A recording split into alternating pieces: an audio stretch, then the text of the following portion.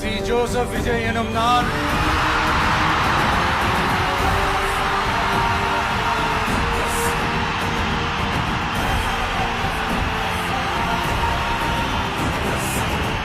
சட்டப்படி அமைக்கப்பெற்ற இந்திய அரசியல் அமைப்பின்பால் உண்மையான நம்பிக்கையும் மாறா பற்றும் கொண்டிருப்பேன் என்றும் இந்திய நாட்டின் ஒப்பில்லாத முழு முதல் ஆட்சியையும் உரிமையையும் நிலை நிறுத்துவேன் என்றும்